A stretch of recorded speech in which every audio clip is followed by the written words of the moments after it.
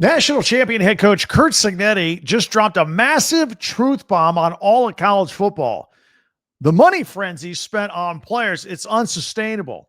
And the system that he just mastered is about to collapse. Hi, I'm Craig Shemon for Locked On Big Ten. Thanks for joining us. Later on our Tuesday tweets, did you send me one? Plus, Michigan benching Bryce Underwood. What's this all about? A disaster is looming for college football, according to Indiana football coach Curt Cignetti. Some brutal honesty from one of the most direct, to the point, honest coaches in college football. He's going to tell you what he's thinking. Curt Cignetti, the man who just beat the system regarding name, image, and likeness spending, transfer portals, and won a national championship at Indiana, of all places, is looking at the financial landscape of college football and says that the financial system that he just coached in and won a natty in can't work beyond another season or two at best. The bubble is about to burst. He says college football is in danger of something if it doesn't change soon. For the record, Cignetti says that he's for paying players, but he says that the universities can't handle this current situation much longer.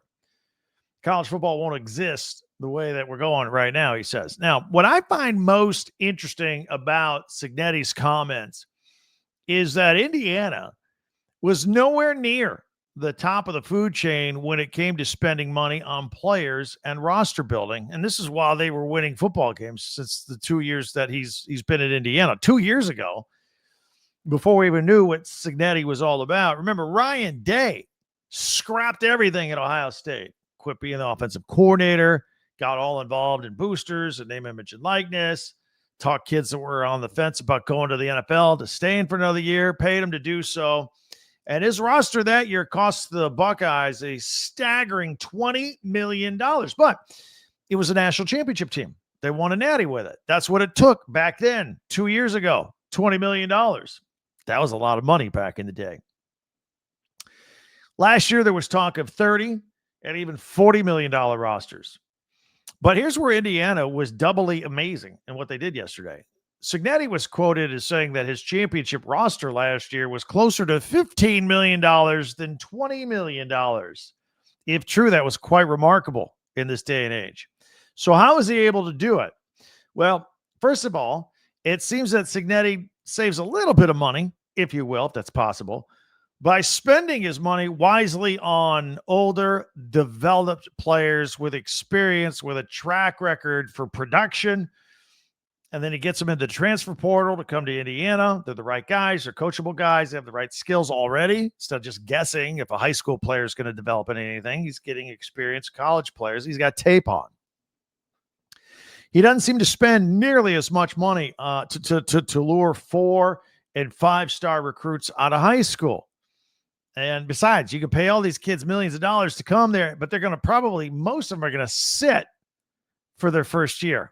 So all the freshmen, not a lot of true freshmen play at that level of college football. So now you're kind of wasting this money. And when you're looking at building a roster for a particular year, so he goes and spends his money on the older, more experienced players. In fact, last year's national championship team did not have a single player on the roster that was a 4- or 5-star kid coming out of high school. So think about it. Indiana's been good for 2 years now. They've won 27 games in those 2 years. How often do you hear me or anybody else report on the latest 4- or 5-star recruits signing with Indiana or committing to Indiana? Not often, right? How many times do you hear me talk about Indiana's high school recruiting rankings in the top 10 or top 20? Never. I don't, because they're not there. Again, the emphasis is on the older kids, not the high school kids coming up. But even in bringing in experienced players, Cignetti has to have an eye for exceptional talent. You still have to have that to be successful, which he does. I mean, how many of you this time last year had ever heard of quarterback Fernando Mendoza? Not many. And maybe a few Indiana fans that knew that this new quarterback was coming in and did spring ball. But as far as the rest of the country goes, not many.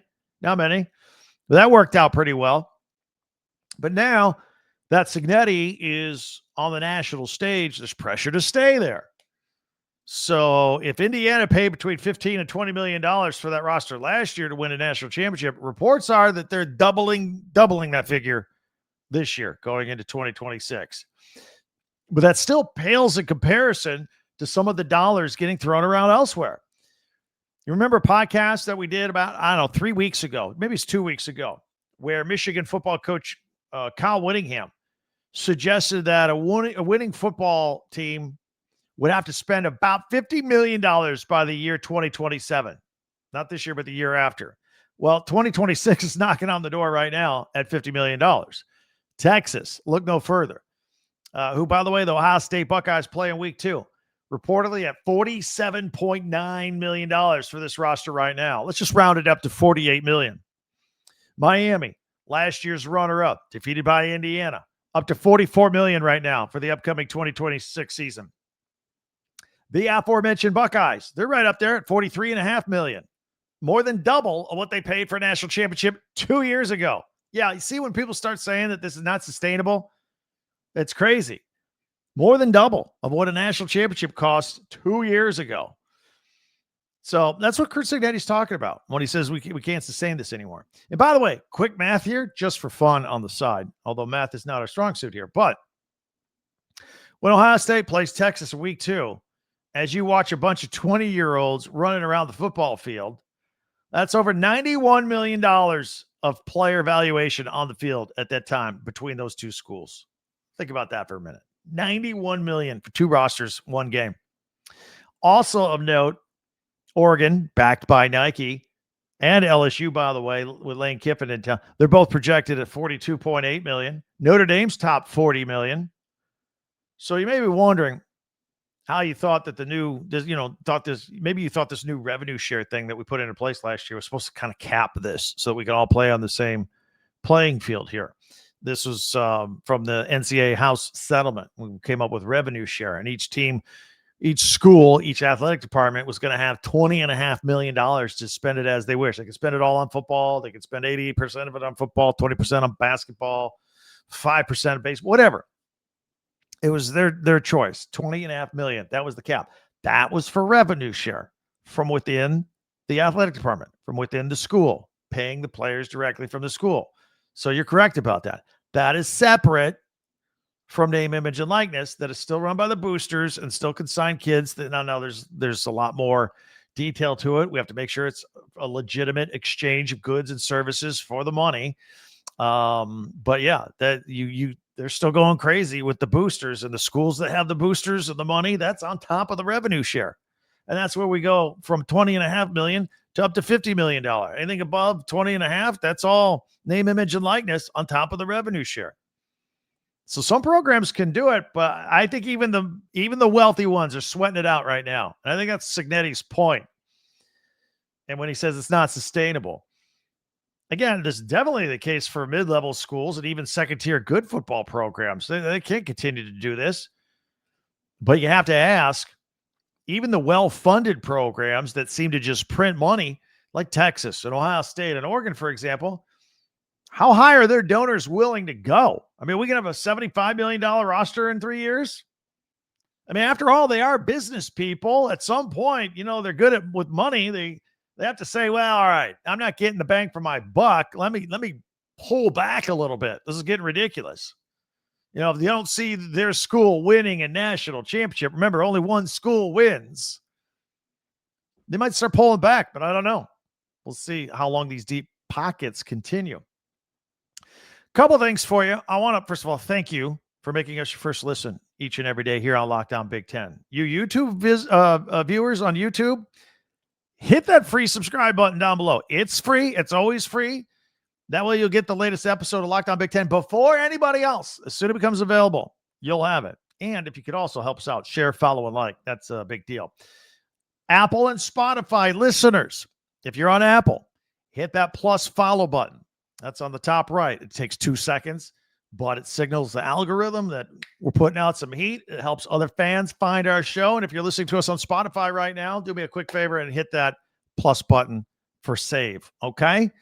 And we also have a website, talkbig10.com. All of our podcasts go there. We archive them there. You can go back, check out what we did yesterday. as a second listen. It also takes you to a link to 18 different Big Ten stores for each of your favorite schools. You can buy team merchandise just from your school.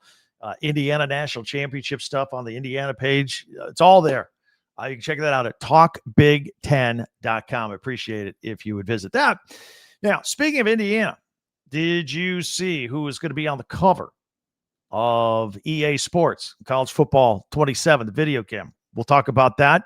And also, I'm going to tell you who's been calling for Bryce Underwood to get benched at Michigan already.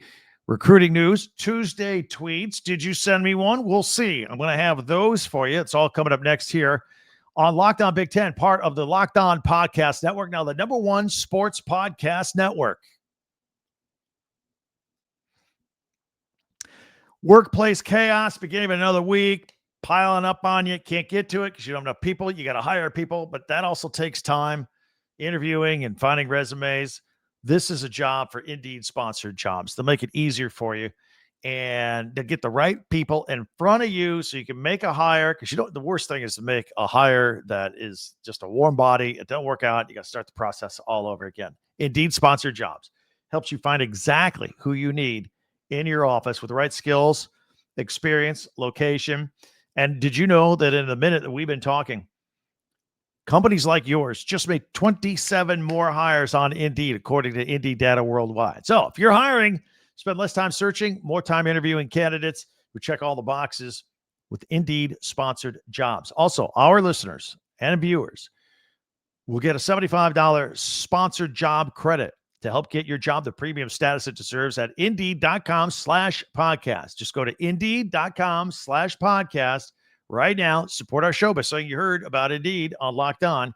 Indeed.com/podcast. Terms and conditions apply. Need to hire. This is a job for Indeed sponsored jobs. Thank you for checking us out here on Locked On Big Ten. If you catch us once or twice a week or a month, how about adding a third time or fourth time?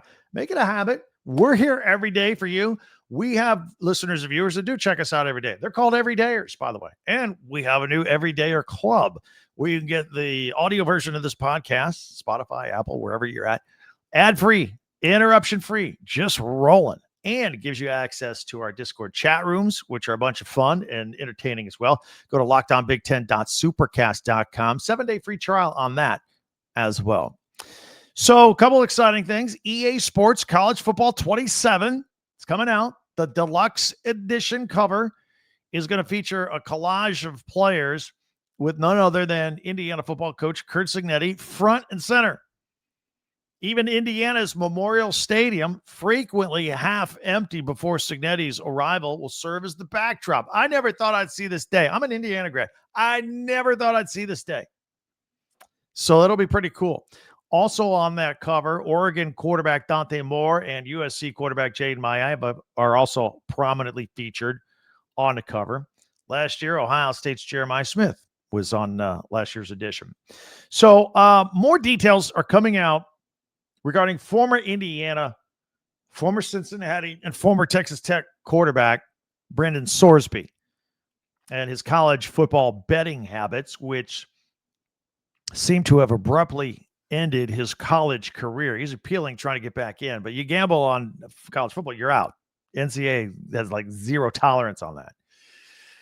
So it was reported that he placed at least 40 bets involving Indiana football games while he was a member of the Hoosiers.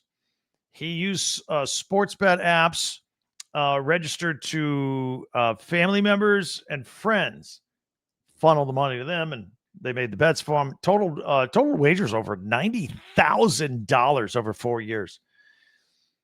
So that sounds like that would have extended beyond his years with the Hoosiers, unless he was throwing down like $2,500 a bet. I'm not sure. He did a lot of it. And of course, he has since been diagnosed with gambling and anxiety disorders and just completed the 35-day stint at an Arizona gambling rehab center. He and his lawyers are now fighting with the NCAA to try and maintain his college eligibility. Because remember, he's got a $5 million name, image, and likeness deal at Texas Tech waiting for him. But the NCAA, again, it's got rules against gambling. You get caught gambling, and you're done if you're gambling on the sport you play in. And they thus far have denied Sorsby's request to be reinstated. Of course, Texas Tech appealed the NCAA decision on his behalf on Friday, and a hearing was scheduled yesterday, Monday. Sorsby never bet on an Indiana game in which he participated, FYI. All right, something more fun over the weekend you may have missed, but on the heels of a couple weekends ago when Curt Cignetti was driving the pace car for the Indy 500, fast forward to this past weekend, the Indy Racing League moved on to their Grand Prix on the streets of Detroit, and Michigan coach Kyle Whittingham got to sit in an open wheel two-seater, the main driver, and he sits behind, open air helmets, the whole deal. And he looked like he was having a lot of fun because they went down to him on the TV broadcast. He was doing a honorary hot lap. Looked like a pretty good speed. He was into it, man. He was cheering. He was pumped up. You could tell the adrenaline was flowing through him in the in-car interview. All right, speaking of Michigan, did you catch the comments from former NFL safety Eric Weddle about Michigan quarterback Bryce Underwood? Weddle, by the way, was recruited by and used to play for Kyle Whittingham at Utah back in the day before his NFL career. So he knows how he thinks, right? So he was on some podcast talking about Michigan's quarterback situation. He's not a fan of Bryce Underwood. Doesn't think he can throw. Doesn't think he can play. And he says, don't be too surprised if Michigan's backup is on the field early in 2026. Interesting comment. Now, I, too, have expressed to you my concerns about Underwood's lack of development in this very podcast from freshman year to what I saw in the spring game in April. And I stress, of course, as everybody has, how much he needs to make a jump in 2026 under first-year head coach Kyle Whittingham and his staff. Plus, the 18-year-old has a $12 million name, image, and likeness deal with the Wolverines. He's been slow to develop.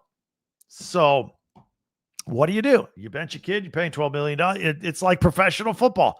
You're going to bench a guy you drafted in the first round to play some second stringer that was a free agent, undrafted free agent. It's kind of where we're at here, sort of. So he's got to make a jump this year. Now, the Wolverines open up the season against Western Michigan September 5th.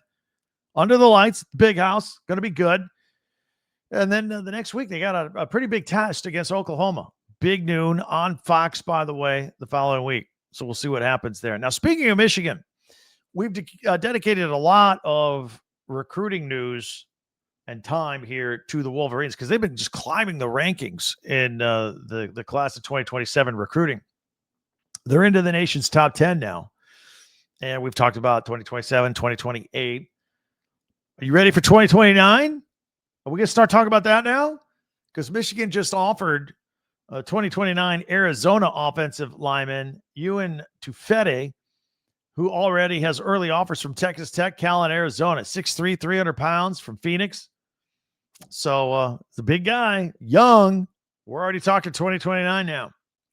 Now, yesterday I didn't get a chance to talk to you. I wanted to offer congratulations to UCLA and Nebraska softball teams, despite getting eliminated from the Women's College World Series over the weekend. The Huskers lost to Texas 3-1. Texas Tech defeated UCLA 8-7. Both had excellent seasons. Just want to give them their props. And then in the baseball regionals, so Oregon won the Eugene Regional by defeating rival Oregon State. I like that. Oregon State, Washington State. You talk about a regional. That was a regional. It was good to see those teams in there. So Oregon advances to the super regionals now. USC beat Texas A&M 14-3 on Sunday at the College Station Regional, and now they're playing each other in an elimination game as we speak, as we tape here on Monday night for first thing Tuesday morning. So hopefully they'll do all right. We'll get a couple of Big Ten teams move on. Nebraska came up short against Arizona State in the Lincoln Regional, and number one UCLA, start to finish all year, phenomenal regular season, stunned by St. Mary's in extra innings in the LA Regional. But congrats to all very good baseball seasons, all good, great softball seasons as well. We'll mention some of them with some tweets coming up. We got Tuesday tweets. We always have a feature at the end of our podcast every day. Mondays, our top 10 Big Ten observations. Tuesday tweets from X. If you send me one, maybe we got it on here coming up next. Tomorrow, Wednesdays, we power rank. Thursdays, we take a look at the weekend programming for the Big Ten Network. Highlight some live play-by-play action along with our Big Ten classics. And then Fridays, we make picks. And this time of year, we do a lot of futures stuff since the games aren't going on. So that's what we got coming up next. I'm looking forward to that. We'll see if you guys sent me anything on Twitter. That's all coming up in a minute here on Locked On Big Ten.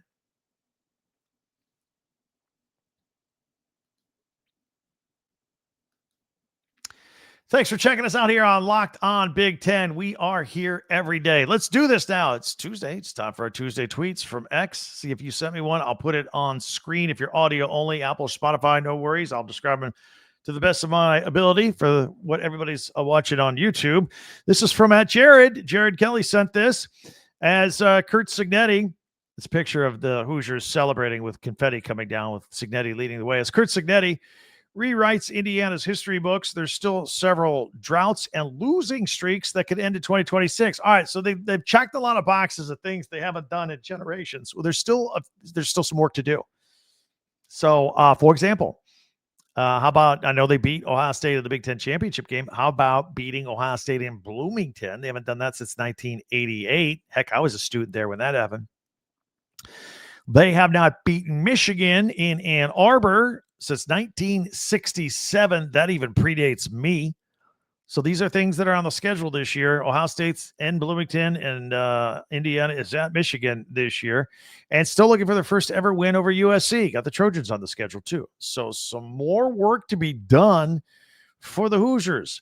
Meanwhile, here is a split screen of Cignetti on the cover of College Football 27 next to a split screen of Memorial Stadium, completely jammed full, sold out in Bloomington. Boy, that just never used to happen back in the day.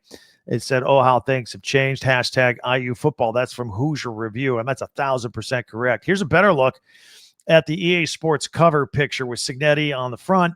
And behind his right shoulder is Dante Moore. And behind his right shoulder is Jade Maeva from USC as well. This is from at Hoosier Uniforms. Yeah, I'm going to need a poster printout of this. Yeah, this will probably, in addition to being the video game, probably be on a lot of dorm room walls at Bloomington for sure.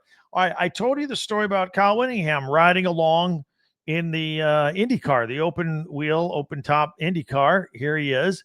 This is from at Michigan football. It's safe to say that coach really enjoyed his time at the # Detroit Grand Prix. And this is the live screenshot from Fox promoting Big Noon Saturday, of course. And pretty cool. This is when they did a little quick interview with him. And man, he got his name across the visor on the helmet. He's all good to go. Here is from at Football Forever. Regarding the Eric Weddle story we talked about, and I'm going to talk about this more at length in a second podcast for today. So be on the lookout for that on our channel as well, about Bryce Underwood, how he says he can't play quarterback. And don't be surprised if the backup is playing early this year. That'd be Tommy Carr, by the way. I'll discuss that more in that second podcast as well, but it's a picture of Bryce Underwood with the big word benched, and Weddle thinks Bryce can be benched. More from Michigan. This is from Alejandro. New banners at Chrysler Arena are up. Looks like inside and out. Got the National Championship 2026 banner inside, and then the facing on the outside of Chrysler Arena. 2026 National Champions for basketball. Here's another one regarding Weddle's comments on Bryce Underwood, a little montage of Underwood in action with Weddle on top with a quote. This Yahoo Sports sent this out. Former NFL safety Eric Weddle, not impressed with Michigan quarterback Bryce Underwood. And again, don't be surprised if the backup is playing, according to Weddle. This from Yahoo Sports is a picture of Greg Schiano with his team behind him. Happy 60th birthday, Greg Schiano. This was for his birthday, would have been Monday. Two-time Big East Coach of the Year back before they were in the Big Ten. His first stint at Rutgers led Rutgers to a historic 11-win season that year, multiple bowl game appearances. and underrated for the job he's done at Rutgers? ? Yeah, I think so. I've said this before. I'll say it again. I think Greg Schiano is the perfect coach for Rutgers, and Rutgers is the perfect school for Greg Schiano. I think he should spend the rest of his career there. This is from @Bryce. Hashtag Michigan football has vaulted up to number 6 nationally from the 24/7 Sports Composite Class ranking. This is what we're talking about. Kyle Whittingham's doing a heck of a job there recruiting at Michigan. They have moved in to the top 6. Apparently, A&M's number 1 in the country, followed by Oklahoma and Notre Dame to round out the top 3. There's Miami, and then the Florida Gators, and then Michigan. Right behind them, USC 7, UCLA 8, Ohio State 9, Penn State 10. Looks like the Big Ten is doing just fine in recruiting. This is from Rock Boys. Best defensive line duos in college football. Listed 10 of them. I thought I'd throw it up here. Number 1, Tariq Tucker and Mario Landino from Indiana. You got Washington and Alexander at Oregon. Number 2, I like that. Number 7, Edric Houston and James Smith for the Buckeyes. So I got 3 of the top 10. Some defensive line duos. I like that very much. Here is from @NCAA softball, a record-breaking season for the Lady Bruins. Hashtag UCLA softball. It's a montage of them celebrating at home plate after another home run. In fact, their 209th home run, the single-season home run record, 209 UCLA. Congratulations. And a sad note, last week, Dorothy Izzo, the 100-year-old mother of Michigan State basketball coach Tom Izzo, passed away, made it to 100. It's a picture, a black and white picture of Izzo with his mom in a wheelchair. Rest in peace, Dorothy Izzo, 1926 to 2026. Rest in peace and prayers.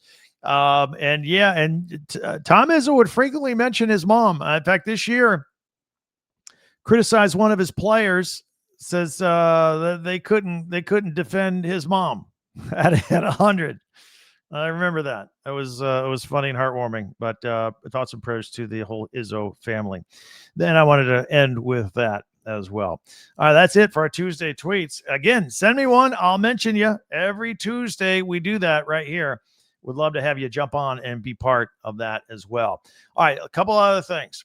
First of all, thank you for tuning in today here on Locked On Big Ten. Again, we're here every day. We're free every day. We always ask you to hit that free subscribe button so that you get all of our latest episodes every day before anybody else, as soon as they become available, first thing in the morning.